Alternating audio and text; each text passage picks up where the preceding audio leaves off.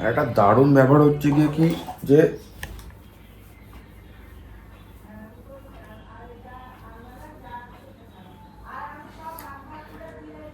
তুমি রোগা মোটা বেটে খাটো লম্বা, ঠিক আছে, ইচ অ্যান্ড এভরি প্রবলেম লোকে বলতে নো প্রবলেম। আর তুমি তোমার লাইফে বললাম না যেটা